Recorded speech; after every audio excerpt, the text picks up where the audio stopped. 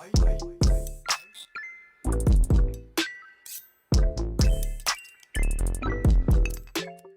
everyone, welcome to another episode of the Moon Tea podcast.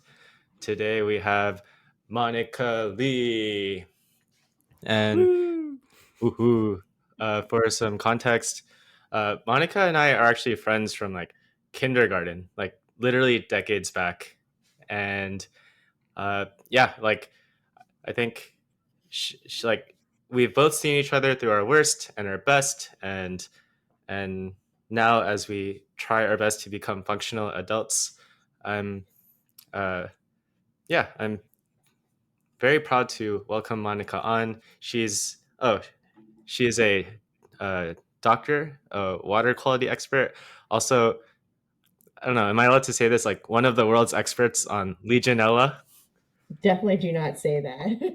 I wouldn't. I would know. I know more than the average person. I wouldn't say I'm the leading expert, but very kind of you to say. Yeah.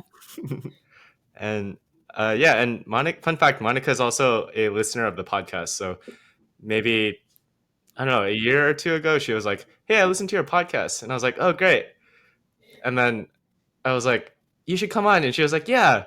And then I was like, "Let's wait until you're a doctor, so you can be Doctor Monica."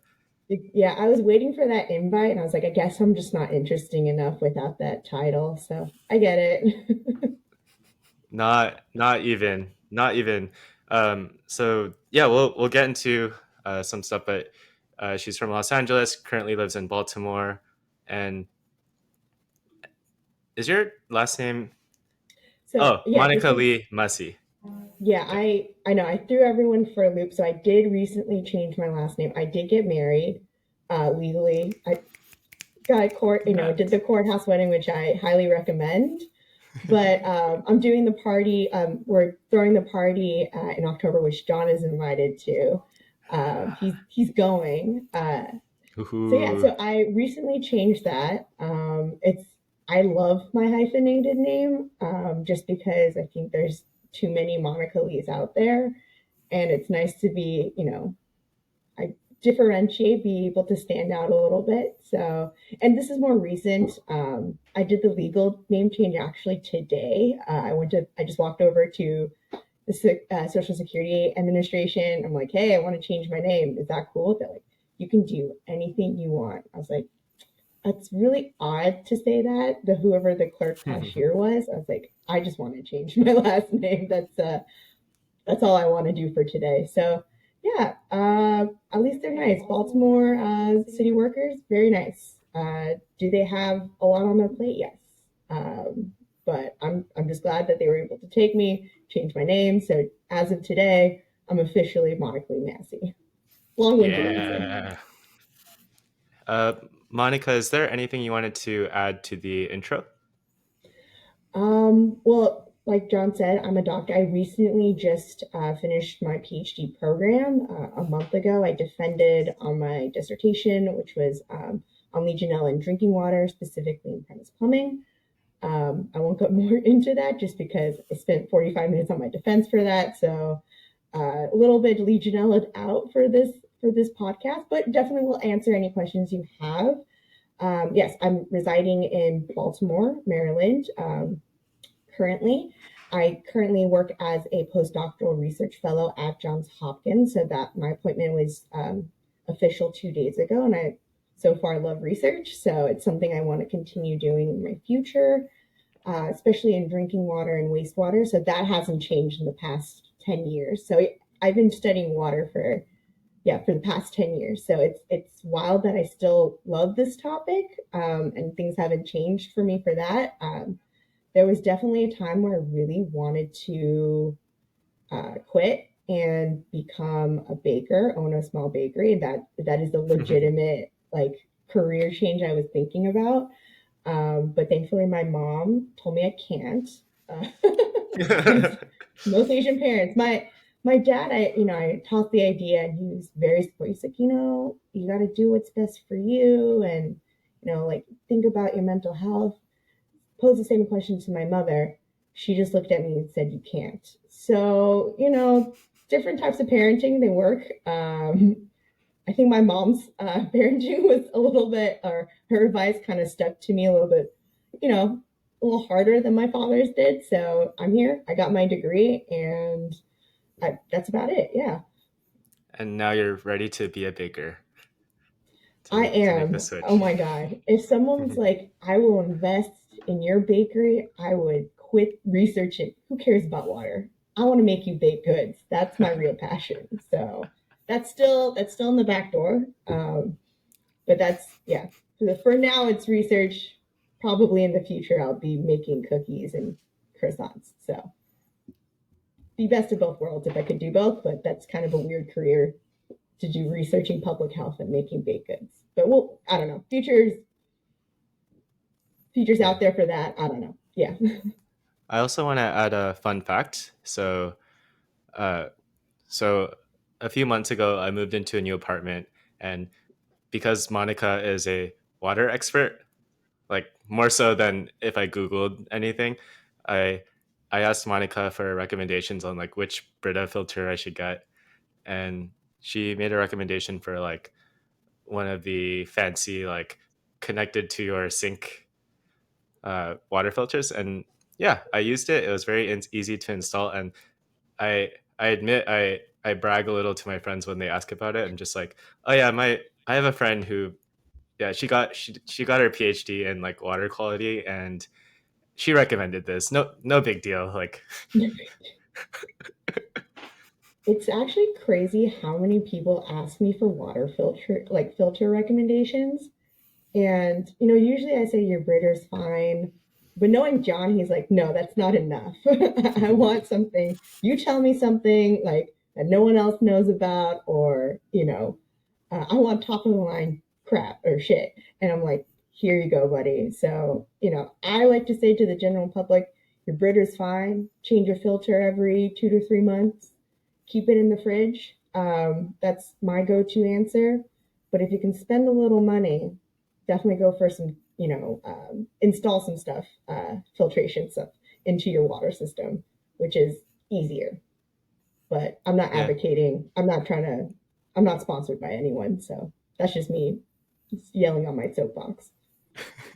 All right, Hugh. Ask questions for Monica. Go. Love it. Um, Basically, where do we begin? You're tired of talking about water, but it sounds like the most poignant topic right Yeah. now. I don't know. Maybe that might be the most interesting thing about me, is that I studied drinking water and other types of water. Yeah, what do you want to know? I will try to answer the best of my capabilities. So, Can you summarize your PhD in one sentence? yes. So, Legionella is a bacteria that causes Legionnaire's disease, which is an acute respiratory illness. It's a leading cause of drinking water related outbreaks in the US. These outbreaks occur in buildings with man made water systems like showers, fountains, humidifiers. So from there, you can be exposed to Legionella through aerosols that contain contaminated droplets with Legionella itself and cause infection. So from the pandemic, building shutdowns all over the world, not only the U.S., actually created a breeding ground for Legionella in these building water systems because our buildings are not engineered for low water use.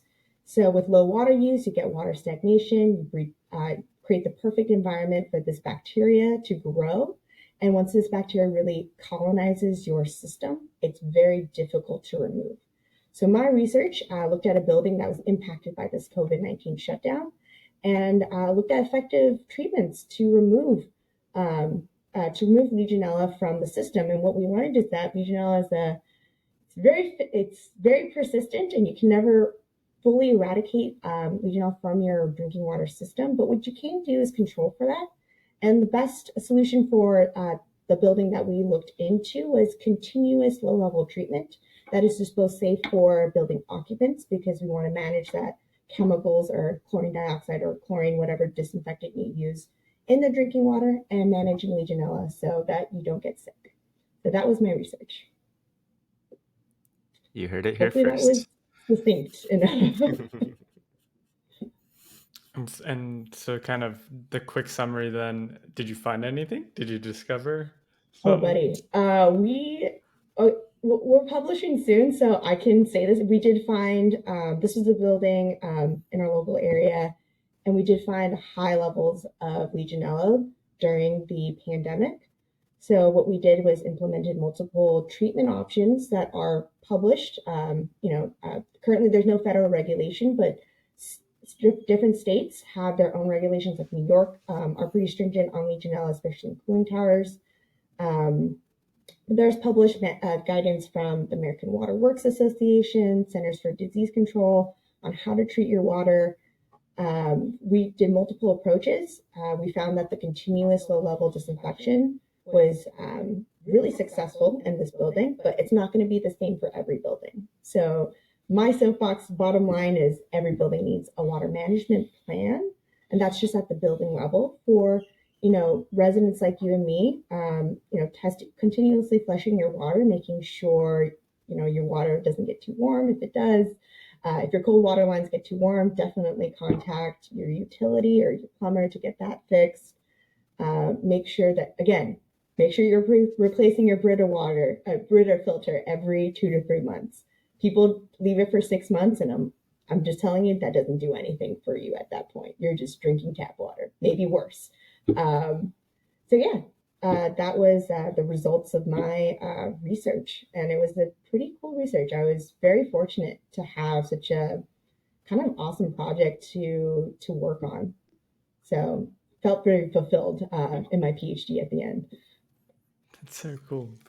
Yeah. For your postdoc, are you going to be Mm-hmm. continuing like similar research, or is it like a different kind of thing? Yes. So still continuing my research in Legionella, but trying to branch out to more residential areas. So, we did the buildings, the buildings that we worked on, they were able to have the funding and the resources to do these types of treatments. And now we're trying to make that more, I guess, relatable and feasible for the residential level.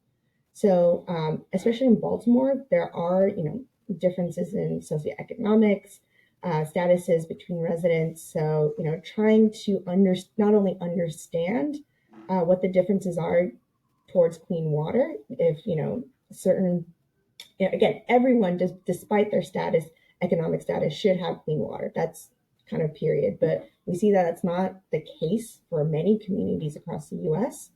So for my future or projects that are coming up, we're trying to see if that difference does appear in Baltimore itself and Maryland, and trying to fix that, correct for that, and make sure that water is equitable, clean water is equitable to everyone. I love that. That's so cool. So, with regards to water contamination, what is the side effect of this one? Why did you choose this one of all the possible variants? I'm sure. My advisor was like, "You're working on this," so which is Cool. I think half of PhD students either get a project that like they're really passionate about, as in like they come up with it on their own, and then you get the other half like me. They're like, "Yeah, my advisor's like, we got funding for this. You're doing this." So regional bacteria. I wouldn't say it's a novel bacteria, anything like that. This has been a concern for decades. The increase in the number of cases, at least for Legionnaire's disease, have actually risen like 550% since 2000. So it's an alarming a pathogen, and it's a pathogen of high interest, and within the water world itself, like especially the microbiological side, it's a very hot topic. So back in 2020, when I first started this, and this was before we had our shutdowns, Legionella was still a hot topic. And then once the shutdowns hit, that skyrocketed, just in the water community itself, just because, like I said before, our buildings are not engineered for shutdowns. So that's how it kind of came to my project. But it was honestly very cool to keep, at least my advisor was very knowledgeable in the area, and my mentor that also worked on this project.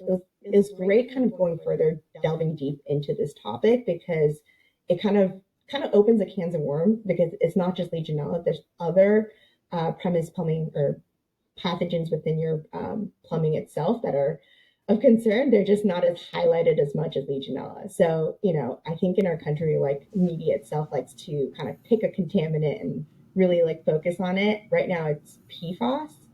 Um, I don't know if you guys know what PFOS is. Nope. Sorry, we're So, not we're not part of the water community. I'm down though. well, Please, I want to be part okay, of it. okay. So, I'll go really short because I'm not a huge expert in this topic either. But PFAS is a man-made chemical. It's made by back in the day, generated by, I think, developed by 3M or DuPont, one of those companies. And that was pretty much like coating for your pans that helped with like non-stick. It's pretty much everywhere in firefighting foam. That's also in there. Anything that makes things like slick or slippery, that's the component, or that's the compound. But it's called a forever compound because it's really like difficult to break down in the environment. So it's in our drinking water, it's in our soil. I don't believe it's in our air. I don't think it doesn't aerosolize, but it has health effects. So there's neurodevelopmental issues that have been commonly linked to PFAS. And I don't know if you guys heard of that movie Dark Waters with Mark Ruffalo. So I'm that's writing it a down yeah. now. So that's a movie that also segues because I love movies too. So that's also about the PFOS contamination in this one town in West Virginia. They were getting sick from there, and this lawyer investigated and found that DuPont actually knew that this PFOS was harmful to human health since the 80s, but they kept that report to themselves. So it's been legal battles after legal battles, but right now it's kind of a hot topic because there hasn't been a federal regulation on these PFOS chemicals. There's also 5 other compounds or derivatives of this compound that are also going to be regulated by the Safe Drinking Water Act. So the Biden administration, they announced that, I think, like just a few weeks ago. So that was very hot topic in like the public health world, news world also. So yeah, it's funny because I don't know, whatever your niche is, it's funny because you're like, I hear this all the time, but then you talk to your friends, they're like, what are you talking about? Like, get off, like come down to earth, talk to the normal people. We don't care about this. So I think it's more alarming. I feel like when your topics or your research is very niche in it, but I'm sure on the economic side, like I think someone was talking about the debt ceiling. They're freaked about that too. So, and I'm like, I don't care about the debt ceiling because I don't know I don't know much about it. So it's funny to hear from other people like, I have no idea what you're talking about, and also, yeah, no, I'm concerned too. So you get like 100, 0 or 100. There's no in between of, I kind of know about it. So yeah, hopefully I didn't go too much into it, and you can fact check me if anything of that was correct. But again, I'm not an expert in PFOS. This is what the podcast is about. I think the more we rabbit hole, actually, the The rabbit more hole. I love it. Yeah. I think it's fantastic. Mm. Also, to So be PFAS and fair, Legionella. yeah. Also Yeah. to be fair, like the work that I do is it like the deeper I go, it becomes incredibly niche. And like for Hugh as well, like Hugh, you're probably one of the world's experts on micro finance in South America and like designing for that. I wouldn't I even described go. that very badly. Yeah, know That's nothing about microfinance. So I'm very good at knowing colors of pixels on a screen. No, let's put it that way. uh, um, but that's really cool. Oh, I uh, so my question is, during your postdoc, are you allowed to take on like independent consulting assignments? Because it seems like from your research, it would be very relevant to like, I don't know, let's say there was like some commercial real estate development or like a big residential uh, like building. Like I feel like they could hire you to be like, hey, what do you think about our water? Like, what can we do? I mean, yeah, if I think talking to my boss, advisor boss, like I think you can always work those kind of consulting into a project, which is pretty cool. And I've seen it done before, so I say, why not? Um, like the previous postdoc, Dr. Stephen Chow, he was the PFOS expert, and I believe he was contacted frequently about his expertise and knowledge about the subject. So, and I think he was contacted by multiple media outlets also. So I think it's kind of, at least in our world, when someone contacts you and asks you for a quote, that's like when you know you made it a little bit. When someone knows that you exist, the media knows that you somewhat exist. Yeah. I mean, communication is a big part of, at least for me, research.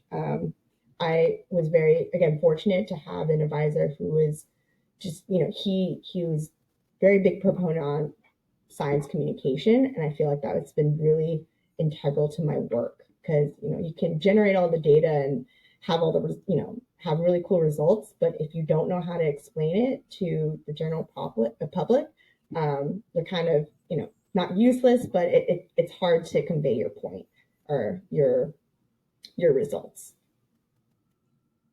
Yeah, I guess you can think of this as your first public appearance for our 15 to 16 listeners.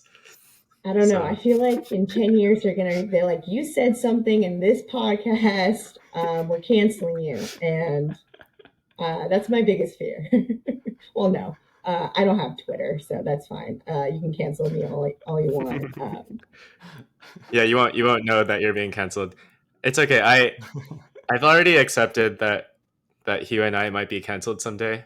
Like, but we still we still want to move forward.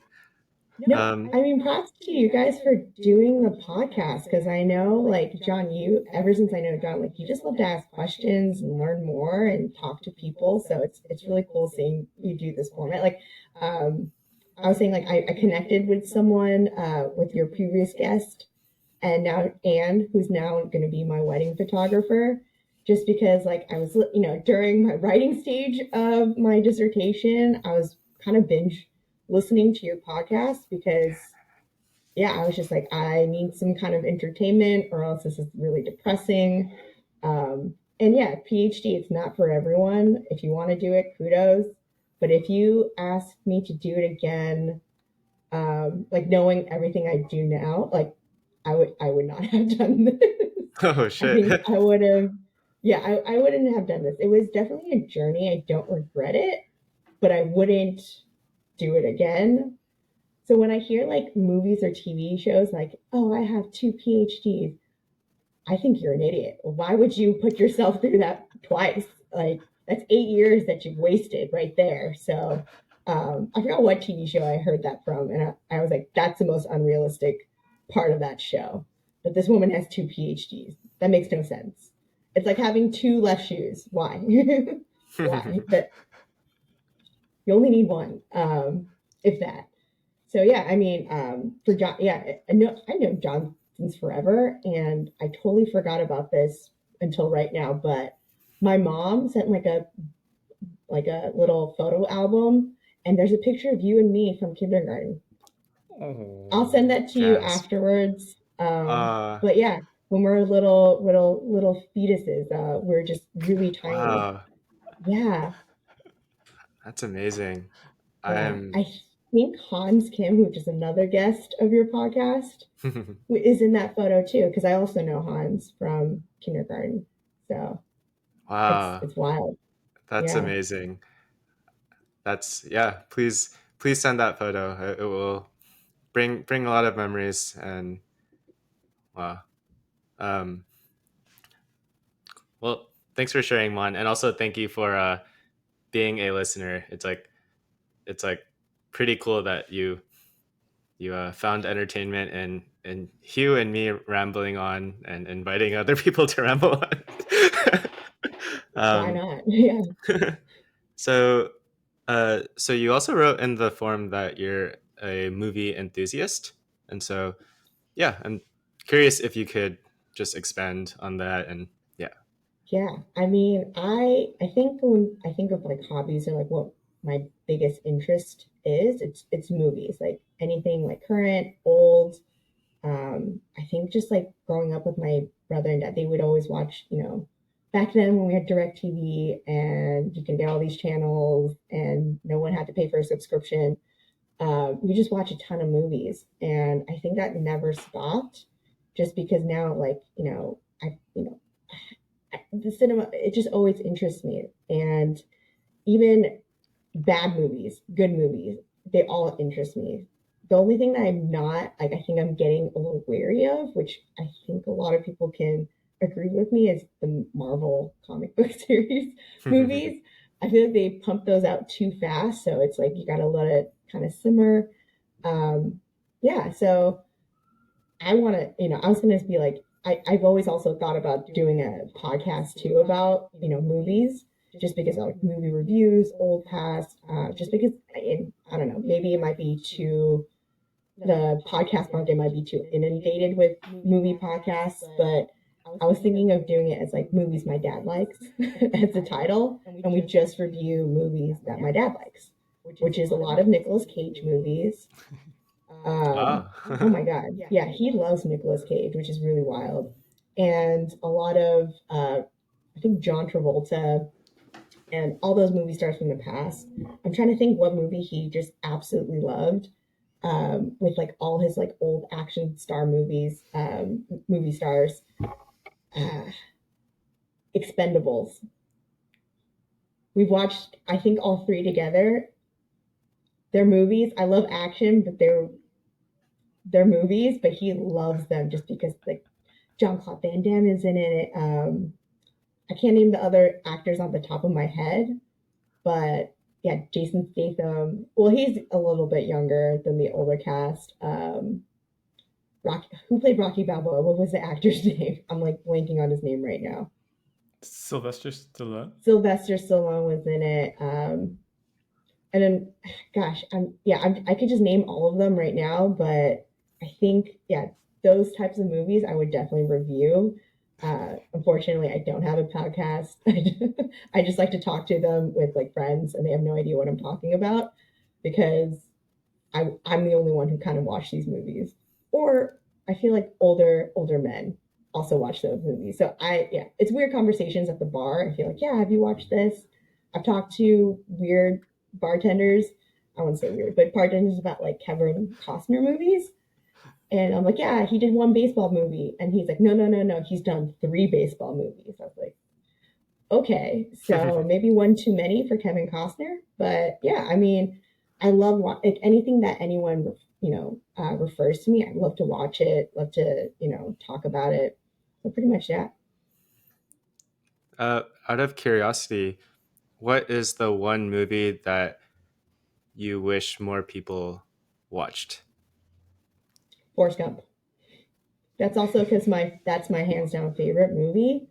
Um, yeah, I wish more people watched that, because I don't know, it's just a classic. Not only that, it just shows human kindness, and how human kindness can really propel like generations, can propel movements. I did have a friend that thought it was based on, um, that Forrest Gump was based on an actual person. So I always have to give that disclaimer, like this is not it has historical facts in it, but Forrest Gump is not a historical figure. So that would be my number one. Everyone needs to watch Forrest Gump. I feel embarrassed as someone who does not know if he watched Forrest Gump or not. I need to get my act It's together. it's hard because I feel like there's so many memes out there and like gifs of things, and that you're like, I feel like I watched this, but you just watch like different scenes of it in like a meme. So I don't know. I get it. What is it about Forrest Gump movie as a whole that really resonates with you?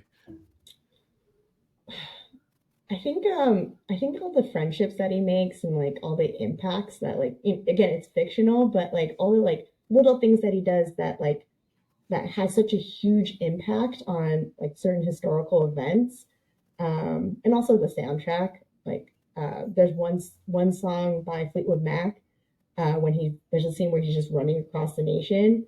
That song has always been just stuck in my head, and when I run, that's what I listen to. Um, I actually bought my dad the Forest because that's all my dad's favorite movie is also Forrest Gump. So I bought him the soundtrack for that for a birthday like years ago, and he still has it. Still listens to it. Yeah, I think it's yeah everything about it. And I also really love historical movies too, even though like maybe dramatized historical movies. So yeah, I don't know why I like those particularly, but at least for Forrest Gump, it just it just shows that like you yourself can make a difference no matter how small or just simple acts of kindness can really go a long way. And I quote Okay. that, yeah, I quote a lot of Forrest Gump to my husband, and he gets really sick of it. So, um, well, while you're on the podcast, we can talk more about movies. I'm curious, what's the most recent movie you watched that totally blew your mind, or made you go, "Wow"? well, so my theater, local theater, actually played Everything Everywhere All at Once. I hope I'm getting that title. Yeah, All at Once, and that was amazing. I did not expect. I know it won a Best Picture. I didn't think it would be as amazing as it is, and I did not think I would cry during that movie. I'm not a big crier. So I was like, like just trying to force my tears back up. I don't like crying at all. So, I'm like just sobbing, and I'm like, oh God, this resonates with me and my mother so much. The Asian American experience as Classic. immigrant parents. So I and was. I watch, yeah, Classic. Yeah. yeah, and it was funny because like even leaving the theater, like I went with my husband and Eric, and he was just like, I'm glad I cried a little bit. It just shows that we all cry, like we get a little emotional. It shows that we're alive, and I'm like, I hate crying just because I don't know why. I think that's just like a weird personality trait, I guess. But that movie was just like the visuals, the storyline, like everything was just so good and just so nuanced in not only the Asian American experience, but the lack of communication and wanting to. I would like to say what hit me the most was not living to expectations, and it shows that through generations too. But also understanding why your parents or your grandparents don't have these expectations for you. So you see both sides, and it's really amazing. I think yeah that movie was lived up to the hype. Um, so that's the most recent that blew my mind. The most recent movie that I watched was actually the Super Mario's Brother. It was good. I liked it. Storyline was okay, but I was there to see all the one the mushroom like Bowser, Princess Peach. It just goes to. I'm a big Nintendo fan, so that really appealed to that. Yeah, sometimes you know what you're signing up for, and you get it, and you're Mhm. like, "Hey, it doesn't have to it doesn't have to be like super nuanced or like be this amazing storyline. Like, I know what I'm getting. I'm gonna see a bunch of Nintendo characters, and I'm happy about it."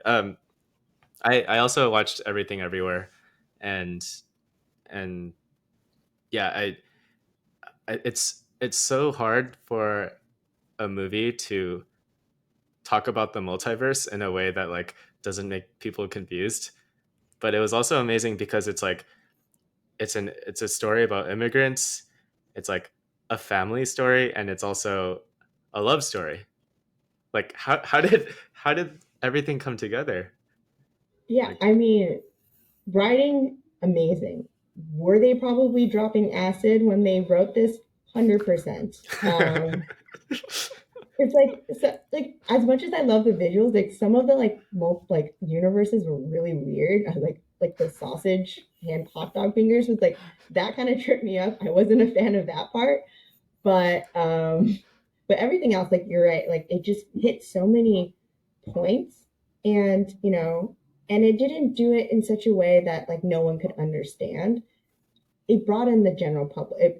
Even if you're not Asian American at all, or immigrant, everyone can kind of relate to that story.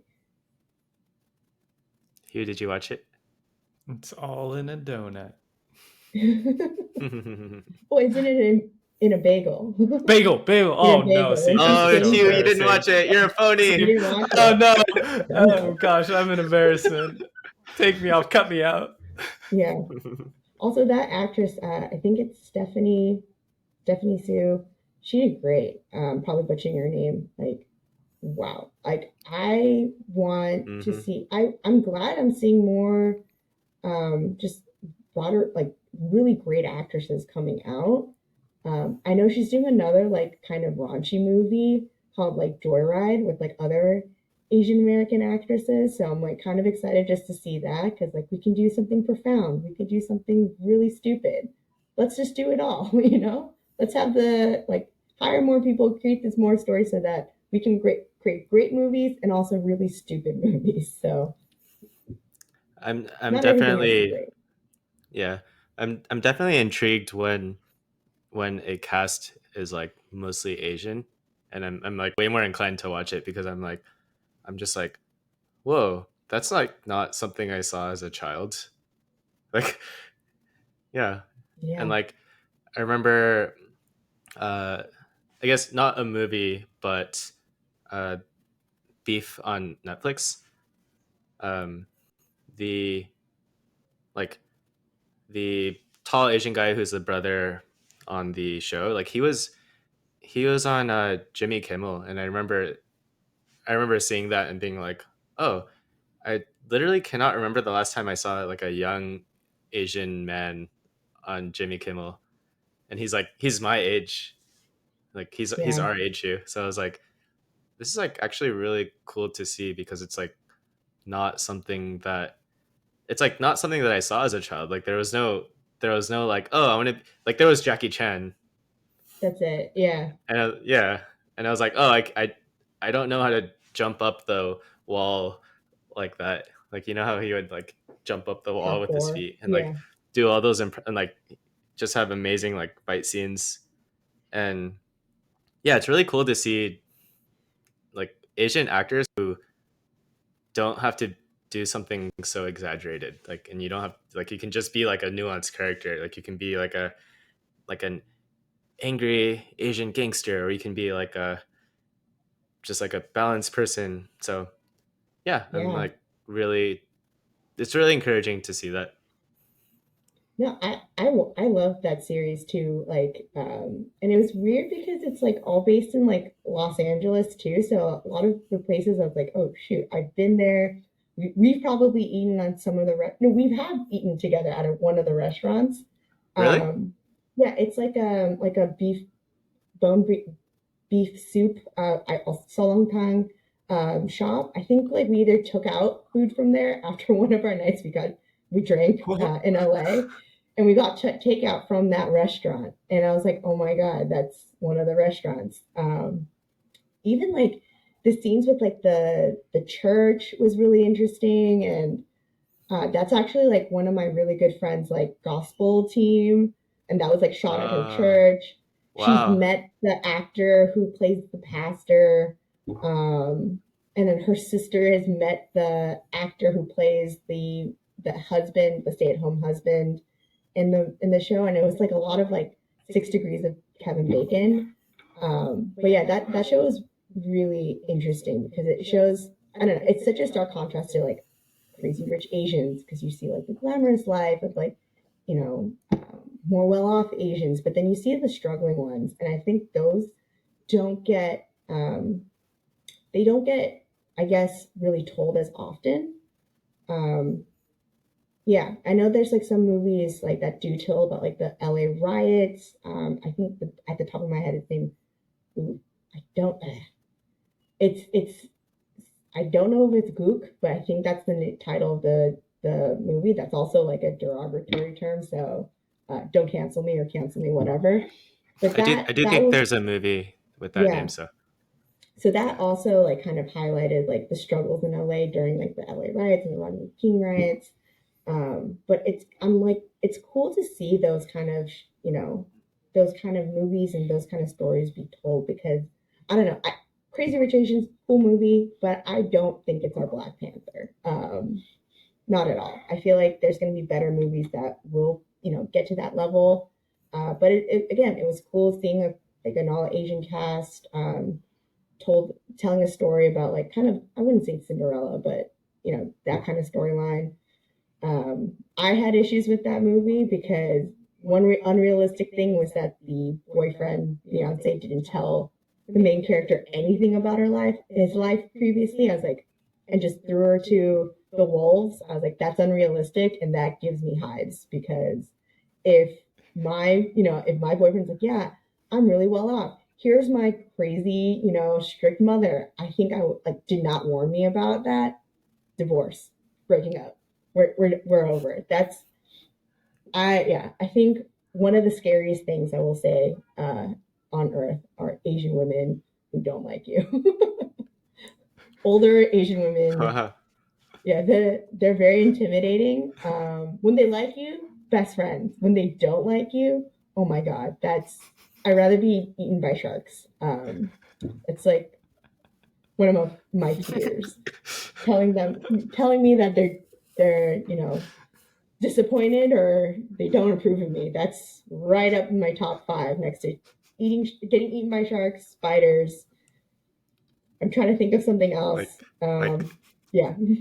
Like death by like torture or something. It's like I'd rather have that. I'd rather. Wow. Yeah.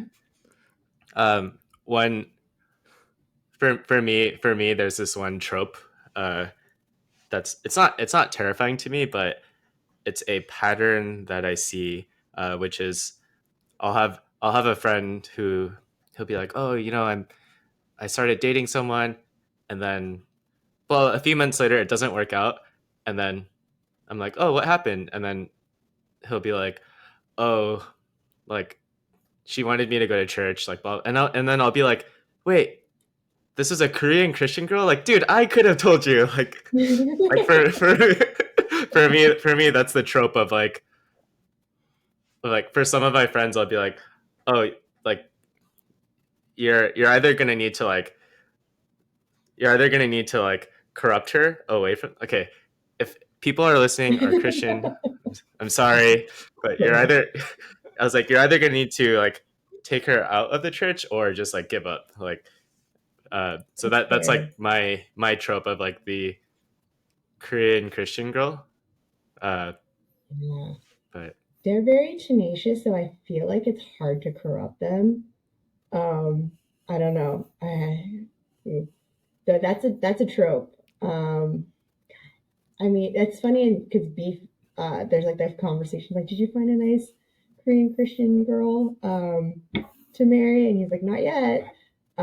So that is an interesting trope, because I don't think that gets shown too often either, right? And at least I yeah, don't see it too often. But we both definitely grew up with it. I was one of those, so like, it's weird because you see it now and it's like, shit, it's the same. It's, someone very devoted to church, very close with their parents. It's kind of like cookie cutter. I don't want to box these people in, but very cookie cutter. But yeah, I mean, I don't know. It's still. I feel like that movement is still kind of still going, because like I come back to California and I still see like old friends, and yeah. they're still in the church too. So yeah, And it's interesting to again, see. like there are tons of people who I know personally who like joined the church or like became more involved at a certain time, and like it was like a huge positive thing for their lives. So not Yeah. not no Not no saying, hate. yeah, of course. No hate, no hate. It's just a different, I wouldn't say even lifestyle. It's just different. Everyone, yeah, even I would like to say even what I'm doing is pretty different from, I guess, yeah, it's pretty different from what a lot of my friends have done in California too. So not a lot of people stay in academia or, go the continue education, especially in such a niche field for me at least. So yeah, I think it's cool too, just because I guess we have the option to kind of choose what we want to do as much as now compared to like at least what our parents. Um, I think for me, I was very fortunate that my parents were, they were very flexible. They really let me do what I wanted to do and be who I wanted to become. So it was really nice that I got that kind of support from them. Yeah, that's that's really great. I mean, I will give a shout out to Monica who like she was great at like keeping up with friends, like hosting great parties, just like hanging out, but then at the same time like getting her shit together. I was like, wow, man, like so much respect. Oh Um God. I was yeah, actually I'm curious if you can like if you wanted to like reflect on maybe like the community. I don't know whether it's like Los Angeles or like Korean church or any of that. Like however you want to interpret it. I'm curious if you want to like reflect Hmm. on that community that you grew up in and kind of like where you are now. And I don't know, Yeah. what would like let's say 20-year-old Monica like think about present day Monica? I wouldn't say 20-year-old Monica because I was at Santa Barbara and we all know what we have in Santa Barbara. At least 17-year-old Monica? for 17. 17. Because I really, like even growing with our LA community and John, with you, John, at the church too, I had a great time. I think our church community was great. We even did some mission trips together. We went to Cambodia, Vietnam together, which was like wild. So cool. We did that for like 2 weeks and I had a blast. I think we all really bonded on that trip.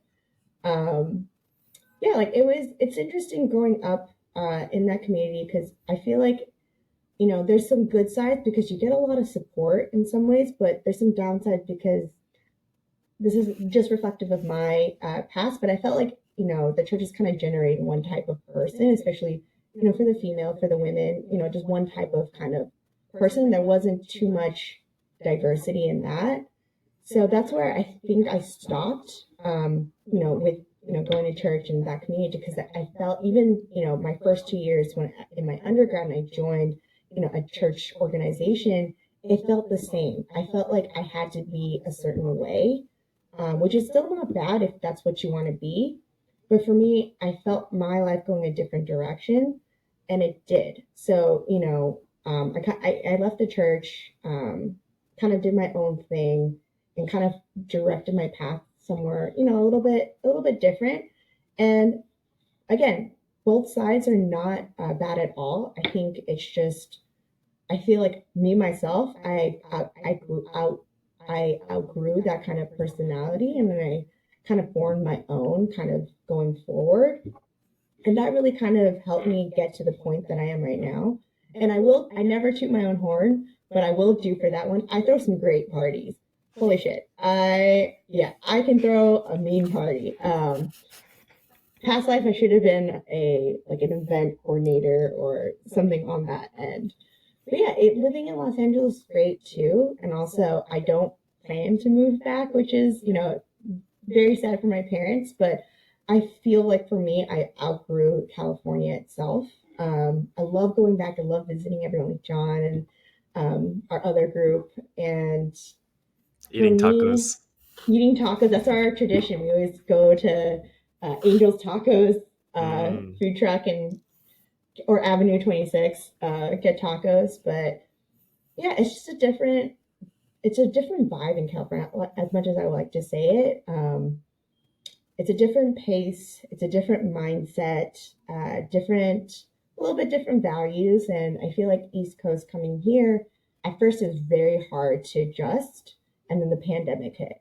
Um, so I was starting my project kind of, with the pandemic. I also started living by myself too. So that was very interesting. I didn't, which is funny because that was the time I felt the least loneliest was when I was living by myself. Just because I found things to do for myself and I was like, as cliche as it sounds, I was dating myself. But during that time, I realized how much I love where I am, as in like the East Coast environment. I also love that I don't have to drive very often. I think that was the biggest plus. I got a lot of anxiety on the West Coast, and my insurance was through the roof because I would make little dings, tight corners. Not the best driver, whatever. I'll lean into that stereotype. So yeah, I mean, coming over to the East Coast, I think I really found my root. I kind of put my roots down here. Really found kind of, I felt not happier, but in a sense more at peace where I am, and also found my husband here too. So it's a weird, it's a weird shift because if you ask 17-year-old Monica or even 20-year-old Monica, do you think you would move to Baltimore? I would say, God no. Like at the time, I had nothing about it. I had to watch The Wire.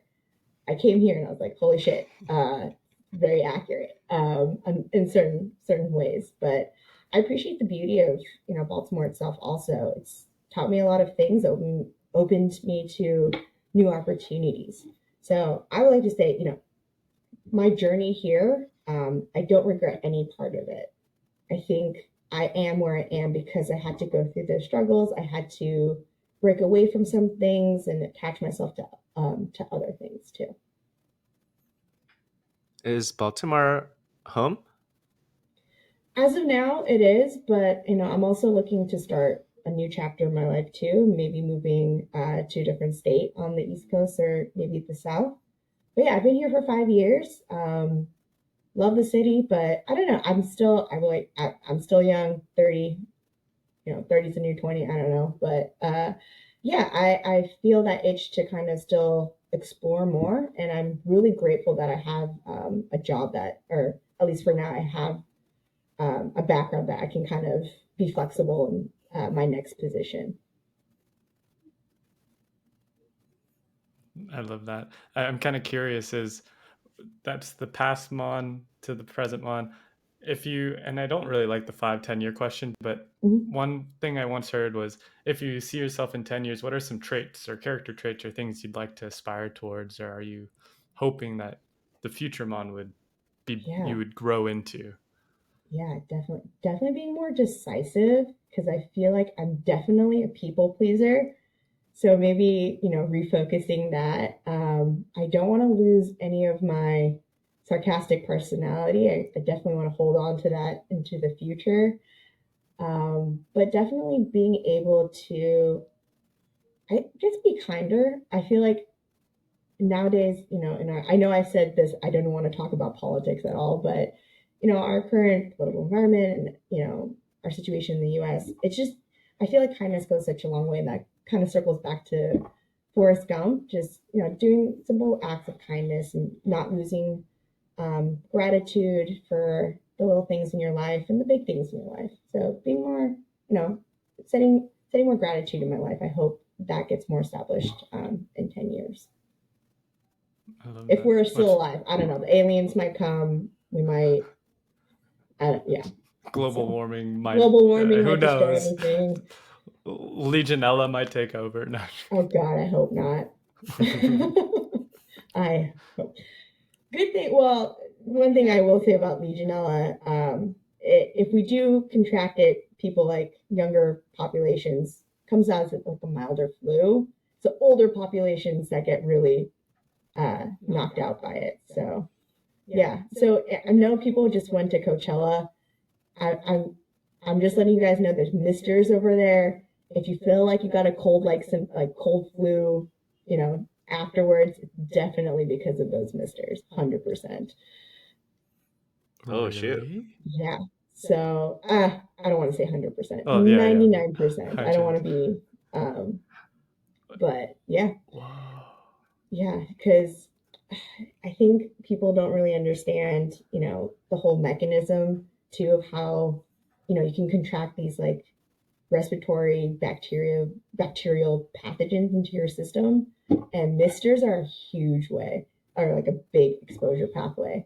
So I don't know if you guys ever like walk past like large buildings and feel like a little bit of droplets Yeah. from like cooling towers. That's also another way you can also contract Legionella into your system. So Gasp.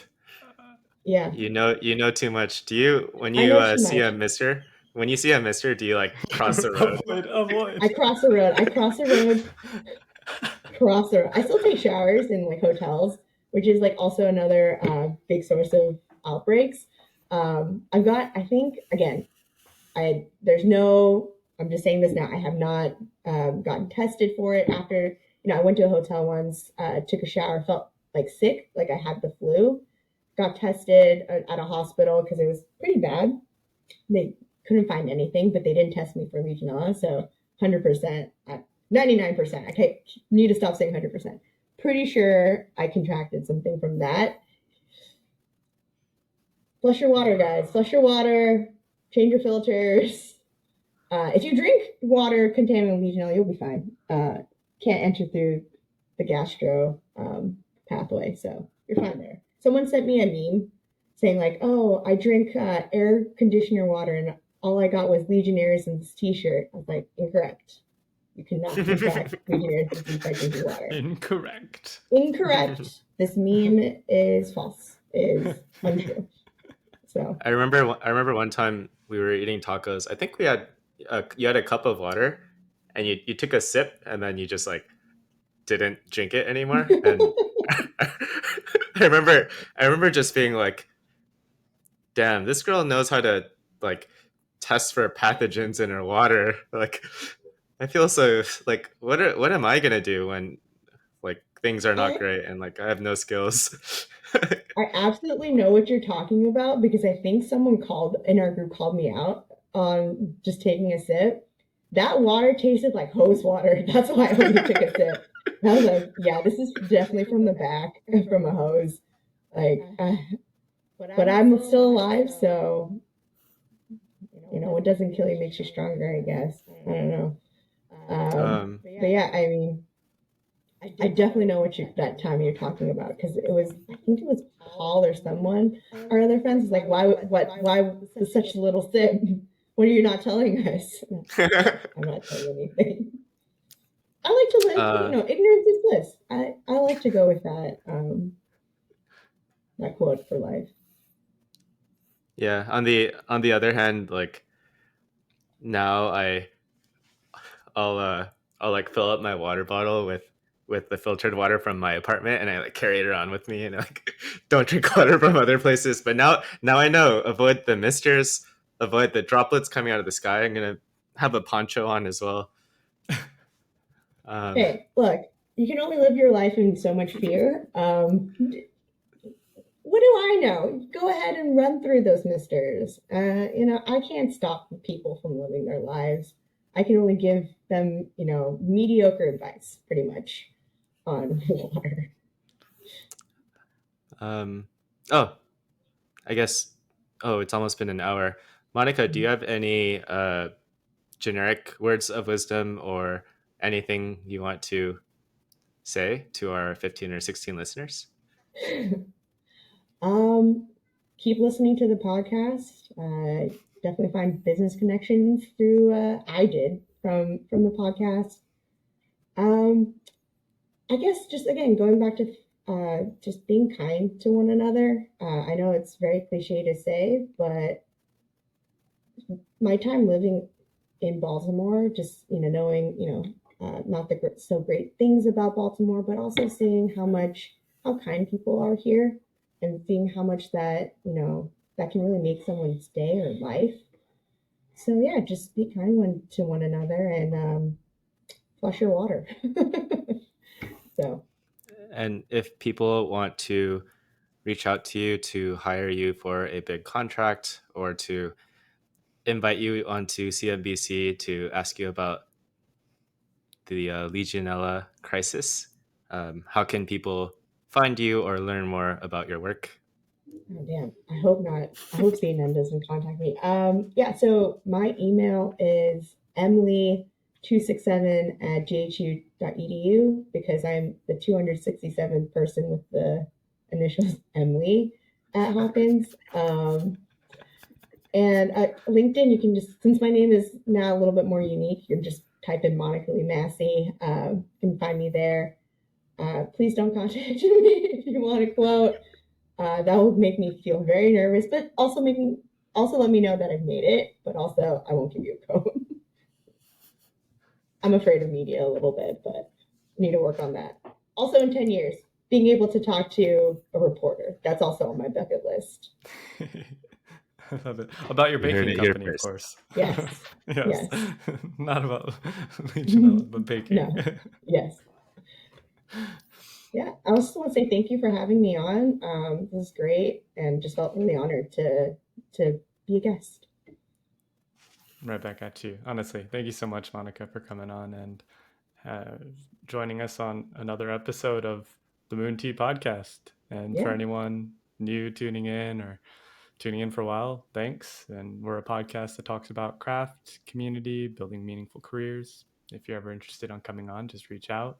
Or if you know of anyone cool, just reach out too. So we'd love to have you on. Thanks again, Monica, and take it Yeah. easy, everyone. Bye. Peace.